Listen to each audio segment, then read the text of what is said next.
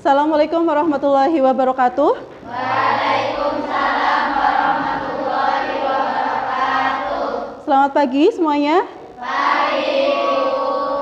Ya, alhamdulillah. Sebelum memulai pembelajaran, mari kita bersama-sama berdoa terlebih dahulu. Tapi mohon ketua kelasnya untuk memimpin berdoa terlebih dahulu. Ya, silakan. Doa mulai. Bismillahirrahmanirrahim. Allahumma inna nas'aluka fahman nabiyyina wa hifdzal mursalina wa ilhamal malaikatil muqarrabin. Allahumma inna nas'aluka fahman nabiyyina wa hifdzal mursalina wa ilhamal malaikatil muqarrabin. Allahumma inna nas'aluka fahman nabiyyina wa hifdzal mursalina wa ilhamal malaikatil muqarrabin bi rahmatika ya arhamar rahimin. Sadaqallahul. Ya, selanjutnya menyanyikan lagu Garuda Pancasila sebagai lambang cinta tanah air. Silakan dirjennya untuk maju di depan. Silakan peserta berdiri semuanya.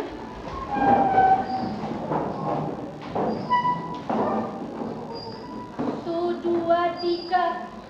Garuda Pancasila, akulah pendukungmu.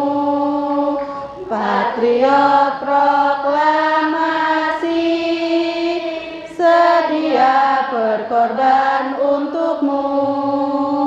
Pancasila dasar negara, rakyat adil makmur sentosa, pribadi bangsaku. Ayo maju, maju, ayo maju, maju, ayo maju, maju. Ya, terima kasih. Silakan boleh duduk kembali.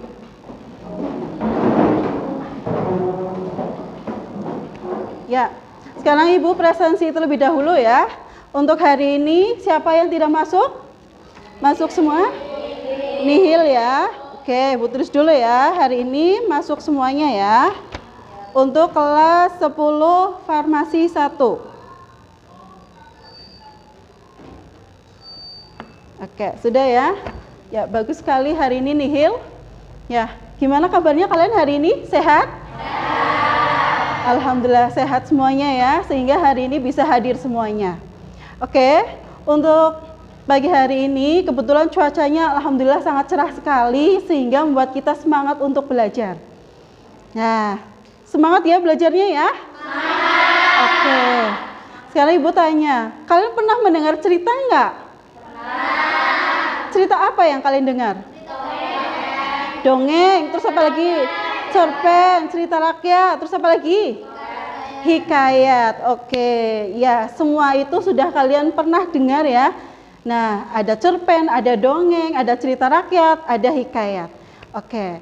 Nah, untuk kali ini materi yang akan kita bahas yaitu tentang teks hikayat. Ya. Dan materinya nanti yang akan dipelajari yang pertama tentang pengertian teks hikayat, yang kedua ciri atau karakteristik dari teks hikayat. Yang ketiga, yaitu materinya tentang unsur intrinsik dan unsur ekstrinsik dari teks hikayat. Dan yang ketiga, yaitu nilai-nilai yang terkandung di dalam teks hikayat. Oke, paham ya sampai di sini ya? Paham. Oke, kalau sudah paham, nah di sini ada indikator pembelajarannya. Indikatornya, siswa diharapkan mampu menentukan ciri atau karakteristik dari teks hikayat. Terus yang kedua, siswa mampu menentukan unsur intrinsik dan unsur ekstrinsik dari teks hikayat. Dan yang ketiga, siswa mampu menentukan nilai-nilai yang terkandung di dalam teks hikayat. Itu indikatornya.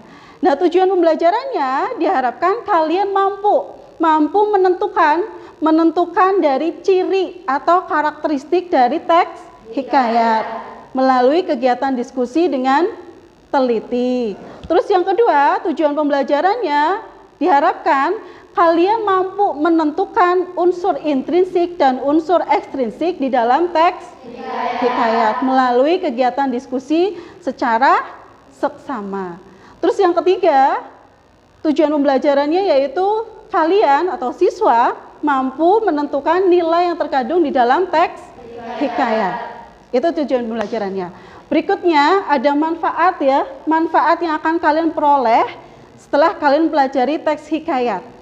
Manfaatnya nanti ketika kalian punya pengalaman, punya cerita, atau mungkin melihat pengalaman dari orang lain, nanti bisa disampaikan, dituangkan ke dalam bahasa tulis. Melalui apa? Melalui kegiatan bercerita. Nah, nanti teks itu bisa dijadikan teks hikayat, manakala teks itu sudah berlalu. Ya, nah ini manfaatnya. Selain itu, manfaatnya bisa memberikan pengetahuan tambahan atau wawasan kepada kalian tentang hikayat. Hikayat itu seperti apa? Walaupun kita hidup di zaman sekarang, hikayat itu kan karya sastra yang lama ya, tapi kita bisa menikmatinya sekarang. Itu akhirnya apa? Kita jadi tahu, akhirnya kita berwawasan tentang cerita di masa lalu. Ya, ini manfaatnya. Berikutnya, KKM dari teks hikayat pada materi bahasa Indonesia ini, KKM-nya itu 70. Nilainya paling rendah 70. Tahu ya? Iya, berarti paling rendah 70. Oke, sampai di sini ada yang mau ditanyakan? Paham ya semuanya ya? Oke, kalau paham, sekarang dilanjut. Ibu mau menjelaskan materinya ya. Di sini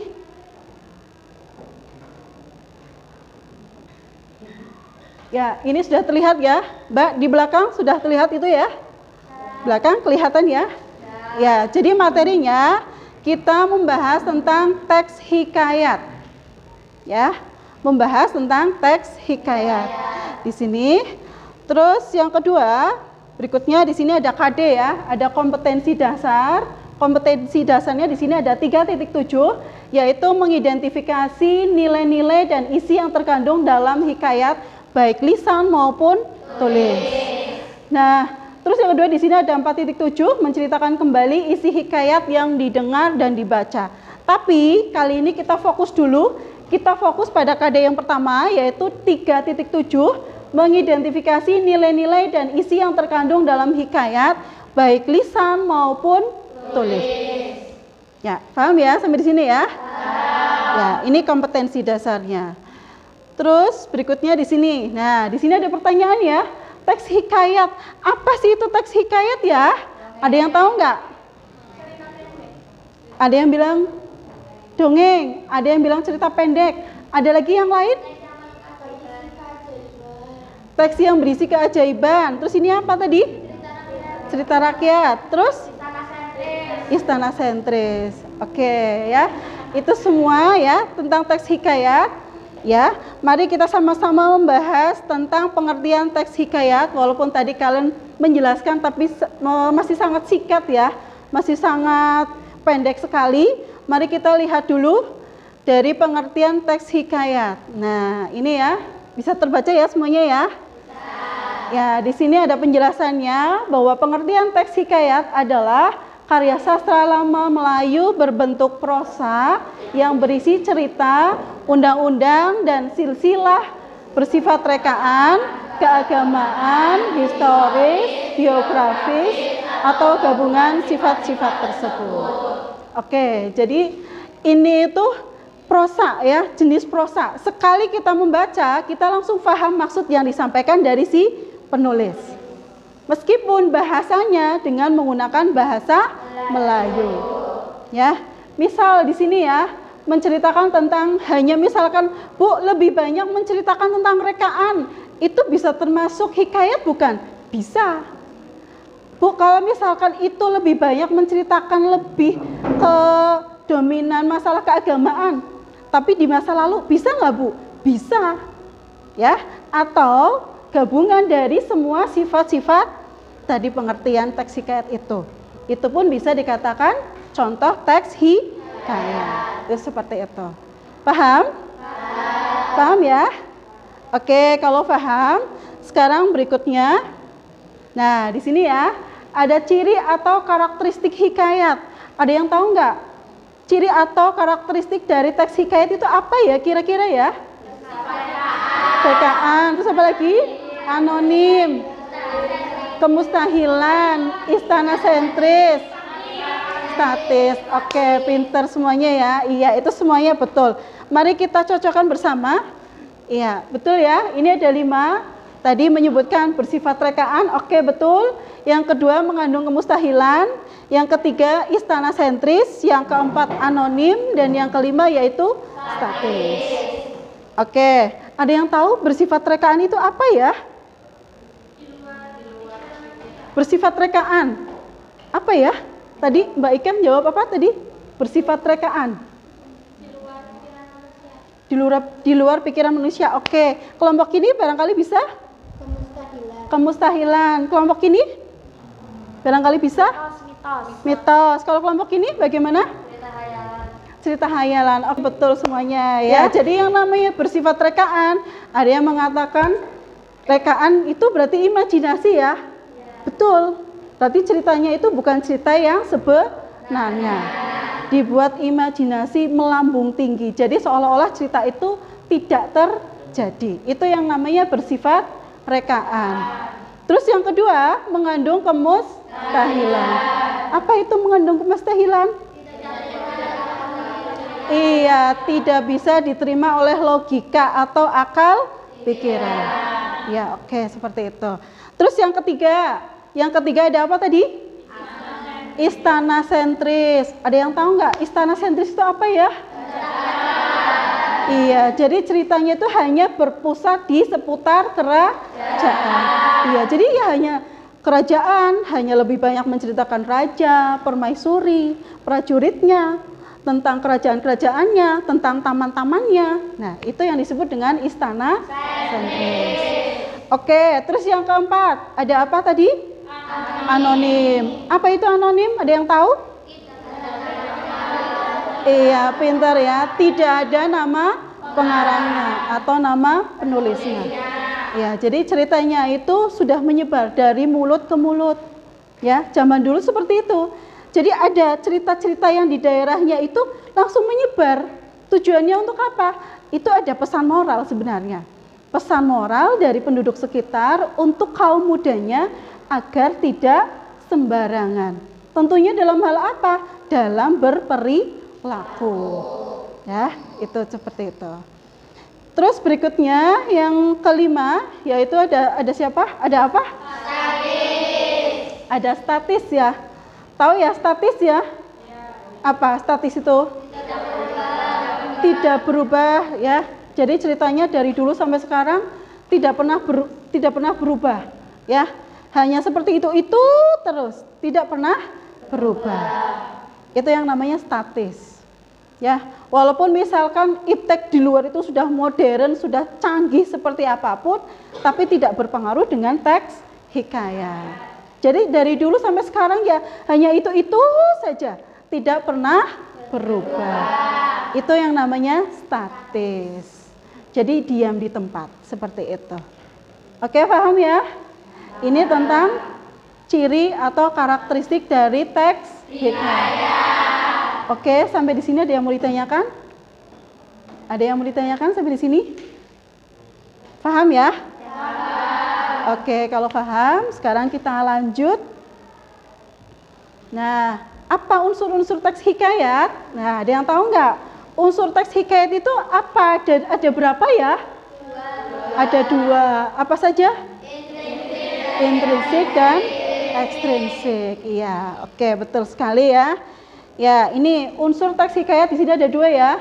Ada unsur intrinsik dan unsur ekstrinsik.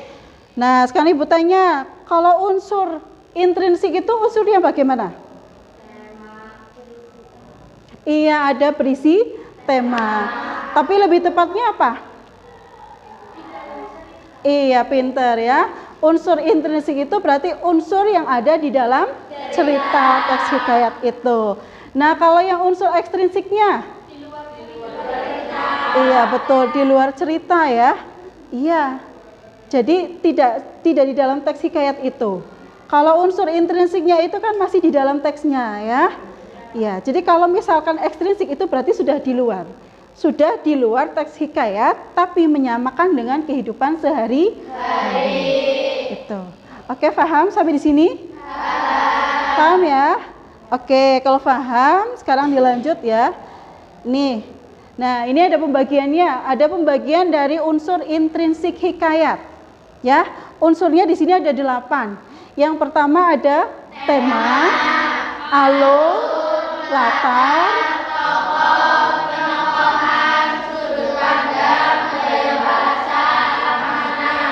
ya itu ada 7 ya. Oh sorry, ada 8, ada amanat. Ya, terakhir ada amanat. Nah, sekarang kalian tahu nggak tema itu apa? Iya, pinter. Ide pokok. Ingat ya, tema itu ide pokok, gagasan, atau angan-angan. Antara tema dan judul itu berbeda. Kalau judul itu berarti nama dari cerita yang kalian buat. Tapi kalau tema itu yang mendasari dari cerita itu. Oke, paham ya? Terus yang kedua ada alur. Apa itu alur? Alur itu apa ya? Iya, jalan ceritanya seperti apa, gitu ya. Terus yang ketiga yaitu ada latar. Latar itu apa? Iya. Iya, pintar ya. Yang namanya latar itu ya sama dengan setting, tempat terjadi peristiwanya itu di mana. Ya. Terus yang keempat ada tokoh. Tokoh itu apa? Iya, si pelakunya ya. Siapa penokohnya? Siapa tokohnya? Pelakunya itu siapa? Gitu ya. Berarti pelakunya yang melakukan. Terus yang kelima ada penokohan. Penokohan itu apa? Ada yang tahu? Iya, kalau penokohan itu berarti karakter, sikap, watak dari si tokohnya. Beda ya antara tokoh dan penokohan. Beda. Kalau tokoh itu berarti pelakunya, tapi kalau penokohan berarti wataknya. Iya, paham ya sampai di sini? Oke, berikutnya yang keenam ada sudut pandang. Sudut pandang itu apa? Iya, cara penulis atau pengarang untuk menceritakan dirinya atau si tokoh dalam cerita hikayat itu. Ya. Terus yang ketujuh ada apa? Ada gaya bahasa ya. Gaya bahasa itu berarti ada kaitannya dengan penulisan ya. Terus apa lagi? Bahasa. Terus ada kaitannya dengan majas juga gitu ya. Ini gaya bahasa. Berikutnya yang ke-8 ada amanat. Tahu ya amanat ya? Amanat itu apa?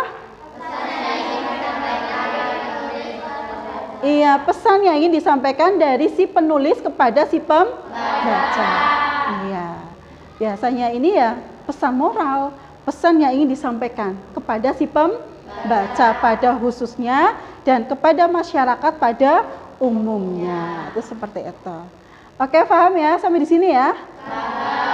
Ada yang mau ditanyakan sampai di sini? Jelas? Oke, kalau jelas luar biasa sekali ya. Berikutnya sekarang kita masuk pada unsur ekstrinsik. Nah, tadi sudah dijelaskan di depan ya, bahwa unsur ekstrinsik itu berarti unsur yang berada di luar cerita, tapi menyamakan dengan kehidupan sehari-hari. Nah, di sini tadi ada berapa ini? Ada berapa? 5. Ada 5. Apa saja? Nilai keagamaan, nilai pendidikan, nilai moral, nilai sosial, nilai budaya. Iya, di sini untuk unsur ekstrinsiknya berarti ada 5 ya? Iya.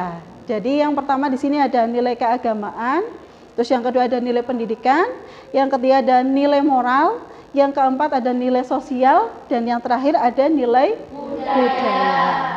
Ya, ada 5 ya. Nah, di sini untuk nilai keagamaan berarti ada kaitannya dengan agama antara manusia dengan Tuhannya, dengan Sang Pencipta. Terus yang kedua ada nilai pendidikan. Nilai pendidikan itu berarti ajaran. Iya, pinter ya. Nilai-nilai yang diajarkan dengan luhur, dengan budi pekerti yang luhur. Itu masuk dalam nilai pendidikan. Terus kalau yang ketiga apa ini? Nilai moral. Ada nilai moral. Apa itu nilai moral? Iya, ada kaitannya dengan perilaku atau adab atau sikap. Iya, itu ya. Terus berikutnya ada nilai sosial. Apa itu nilai sosial? Ada yang tahu? Iya, hubungan antara manusia satu dengan manusia yang lainnya. Iya, tuh ya. Terus yang terakhir ada nilai budaya. Tahu ya nilai budaya? Apa itu nilai budaya? Adat istiadat atau kebiasaan atau tradisi dari suatu tempat atau daerah. Ya, itu seperti itu. Oke, ini untuk unsur intrinsik sudah, unsur ekstrinsik juga sudah. Sampai di sini ada yang mau ditanyakan? Oke, Mbak Ika, silahkan. Ya, kalau ada anak yang gemar belajar dan gemar sekolah itu lebih tepatnya berarti masuk nilai apa ya, Bu? Nah, coba ada yang bisa menjawab? Lebih tepatnya yaitu masuk nilai apa? Iya, pintar ya. Iya, lebih tepatnya itu masuk nilai pendidikan. Ya, contoh sederhananya seperti itu.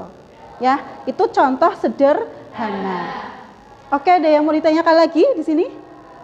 Ada yang mau ditanyakan? Jelas? Jelas ya. Oke, kalau jelas, berikutnya kalian nanti diskusi ya. Ya, nanti diskusi. Ini sudah saya bagi kelompoknya, kelompok 1, 2, 3, 4. Oke ya, ada 4 kelompok. Nah, nanti kalian berdiskusi dengan kelompoknya masing-masing mengerjakan LKPD. Ya, lembar kerja peserta didik. Nanti Ibu bagikan ya. Oke, ini untuk bahan ajarnya sudah selesai. Terima kasih. Berikutnya, Ibu akan memutarkan video pembelajaran. Ya, jadi tolong nanti diperhatikan. Nanti kalian mengamati ya, mengamati video itu. Terus kalian berdiskusi dengan teman-teman kalian sesuai kelompoknya. Terus nanti dicari ya. Nanti tugasnya apa kalian? Menentukan ciri atau karakteristik dari teks hikayat. Yang kedua, menentukan unsur dari teks hikayat. Dan yang ketiga, menentukan nilai-nilai yang terkandung dalam teks hikayat. Oke, seperti itu. Paham ya?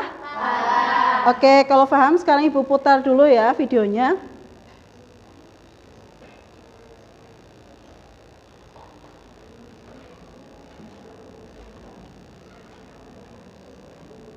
Jelas ya? Dengar? Ya, silakan diperhatikan ya. Pada zaman dahulu di wilayah Sumatera Selatan ada sebuah keluarga petani sederhana yang tinggal di sekitar aliran sungai. Keluarga tersebut mempunyai seorang anak perempuan yang sangat cantik parisnya bernama Juani. Tak hanya mempunyai wajah yang cantik, badannya pun langsing sehingga banyak gadis-gadis sendiri melihatnya. Karena kecantikannya, banyak pemuda tampan yang menaruh hati dan berkeinginan untuk meminumnya, tetapi semua ditolak oleh Juani. Orang tuanya pun sempat khawatir kalau anak sematawayangnya akan menjadi perawan tua. Namun, dari situ mampu meyakinkan orang tuanya bahwa pria baik sesuai kriterianya akan segera datang.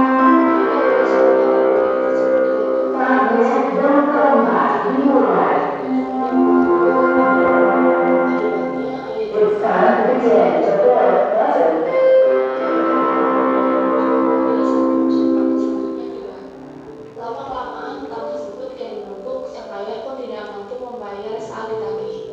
Dia berkata bahwa hutang keluarganya tersebut akan dianggap lunas kalau ayah Juani mau menikahkan anak gadisnya dengan putranya.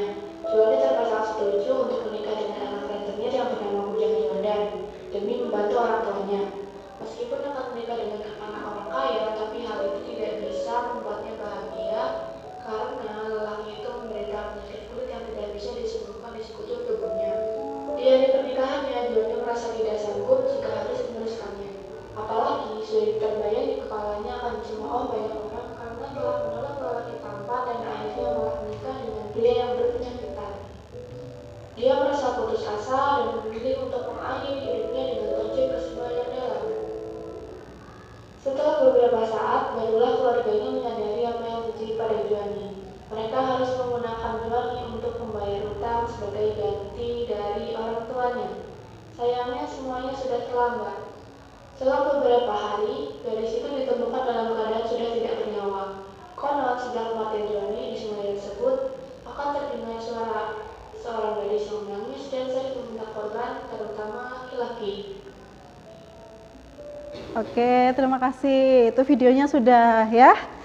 Oke, tadi sudah mengamati kan ya? Sudah? Oke, kalau sudah berarti tugasnya apa tadi kalian?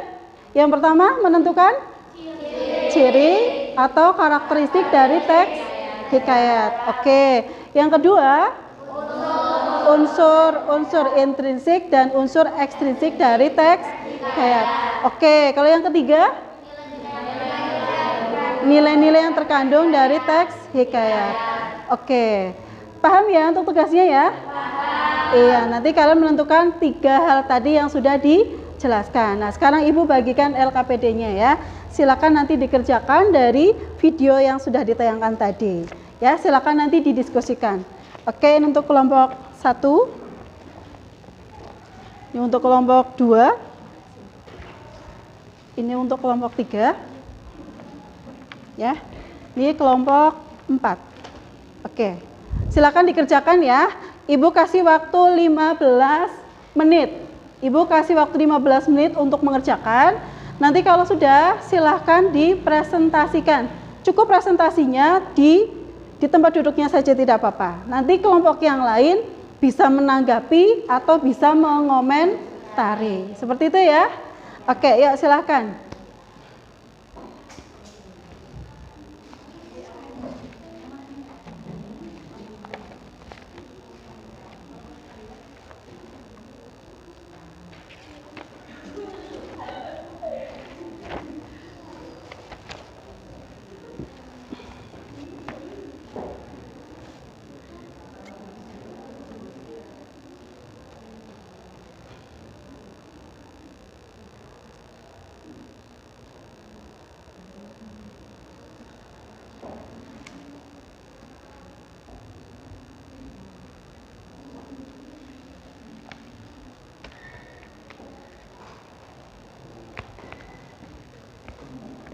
Gimana untuk kelompok ini?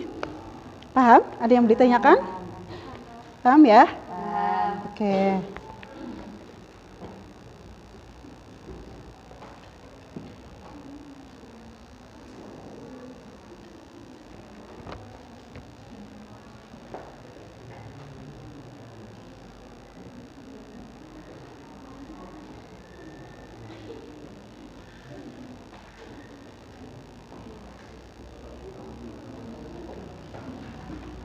Di kelompok 3 bagaimana?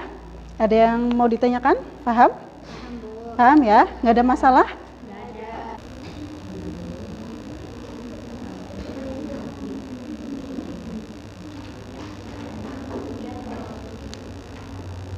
Oke. Oke, sudah semuanya ya?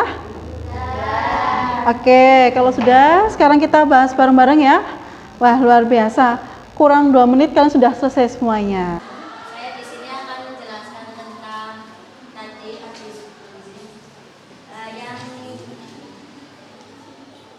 yang tadi itu jawabannya yaitu ciri atau karakteristik yang menonjol yaitu ada statis dan anonim. Statis merupakan ceritanya tidak berubah dari dahulu hingga sekarang, masih ada perjodohan dan tidak ada nama penulisnya.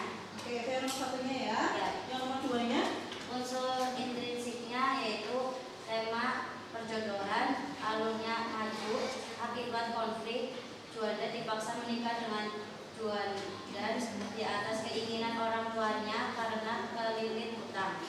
Terus tokohnya yaitu ada Juani, Juandan, Juragan, Ayah, dan Ibu. Penemukannya orang tuanya egois karena memaksakan kehendak. Latarnya yaitu di rumah, sudut pandangnya orang pertama, gaya bahasa yaitu metafora. Amanat hendaknya sebagai orang tua tidak memaksakan anaknya untuk menikah dengan pilihan orang tuanya. Oke, terus? Yang nomor 3, nilai yang terkandung dalam Teman-teman itu perhatikan ya. Nanti setelah ini kan kalian menanggapi dulu, oke? kayak Antu Anyek. Jawabannya nilai sosial karena ada hubungannya atau saling berhubungan. Yang kedua nilai moral karena memaksakan kehendak demi melunasi hutangnya. Oke, seperti itu. Sudah tadi dengar ya. Kelompok 1, kelompok 2, kelompok 3 dengar ya. Oke, sekarang duduk. Ya, depan ya teman. Oke, silakan kelompok mana dulu yang mau menanggapi? Kelompok 2, 3, atau 4 dulu untuk menanggapi dari kelompok 1 tadi. Ya, silakan. Kelompok mana yang mau menanggapi? Ya, silakan. Menurut pendapat kelompokmu bagaimana? Kami, ciri dari saya tersebut terlalu mustahil karena orang yang sudah meninggal tidak akan berbagi atau meminta tumbal kepada orang lain. Oke, tanggapannya seperti itu. Bagaimana kelompok 1? Bagaimana kelompok 1? Punya pendapat apa? Bagaimana kelompok 2 tadi? Oke, kelompok 2 atau kelompok 4 barangkali mau menanggapi dari kelompok 1?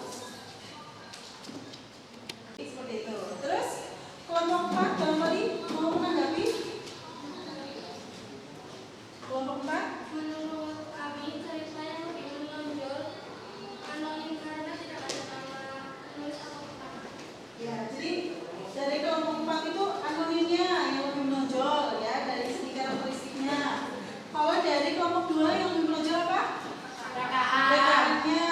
Kelompok 3, kelompoknya Aisyah lebih ke apa? Pemustahilannya. Kalau kelompok 1 tadi, Ainaya silakan berdiri. Unsur intrinsik dan ekstrinsiknya bagaimana? Mau bergantian boleh, Inaya boleh, sama Naila boleh, sama Ayu boleh, atau mbak-mbak sebelahnya boleh. Ya silakan siapa? Dari kelompok 2.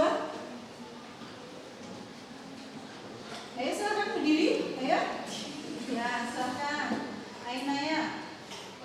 Unsur intriknya di sini temanya itu perjodohan, alurnya itu maju, latarnya desa atau perumahan, tokohnya itu Juwani, Juanda, Juwani, Ayah Juwanda, Warga dan Hidayat. Kenapa pola dan hidup pola? Amanatnya jangan memaksa dan terhadap orang lain. Oke, seperti itu.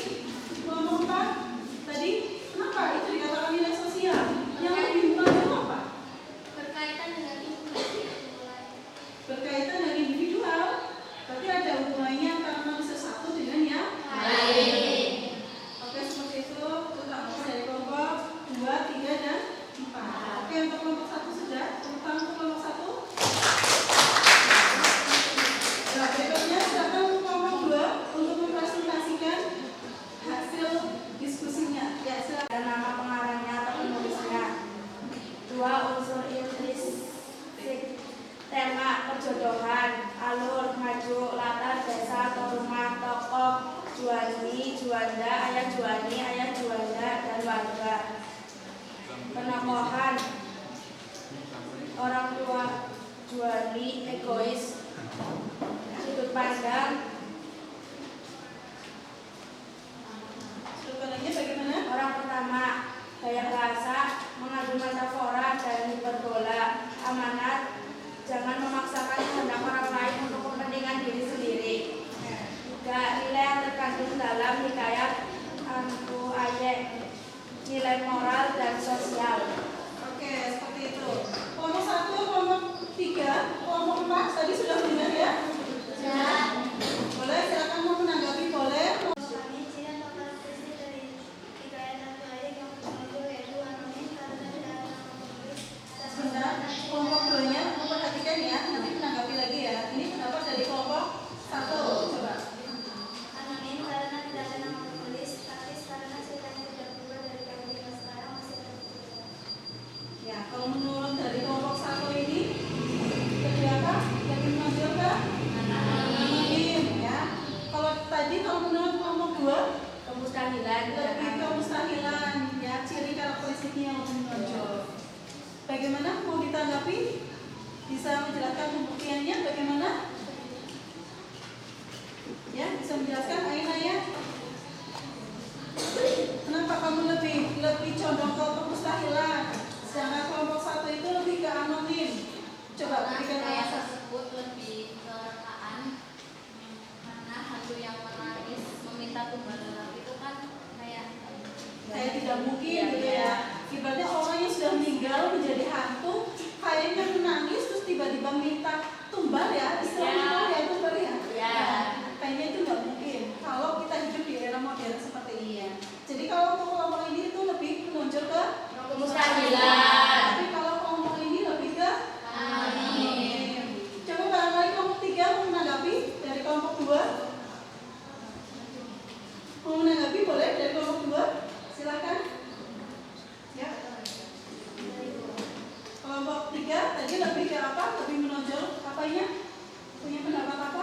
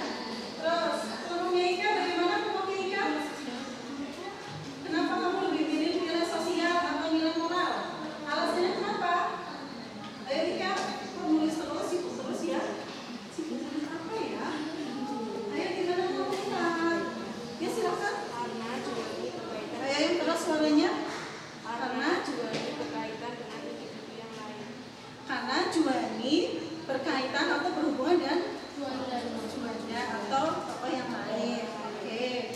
Terus kalau kamu cari Naya bagaimana? Kamu cari Naya?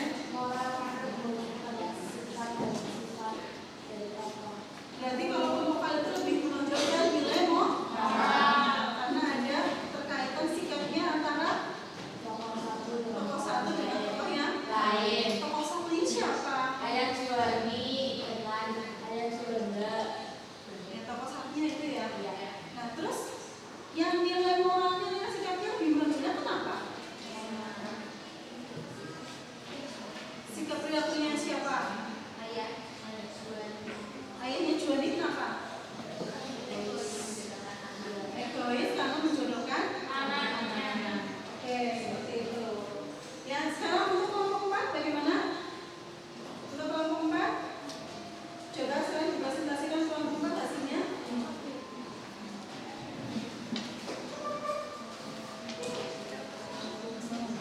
Yang kelompok 4, kelompok 4 sudah ya. Assalamualaikum warahmatullahi wabarakatuh. Waalaikumsalam warahmatullahi wabarakatuh. Dirinya saya di sini akan mempresentasikan hasil kelompok 4. Ciri atau karakteristik yang menonjol adalah anonim karena tidak ada nama penulis dan pengarang.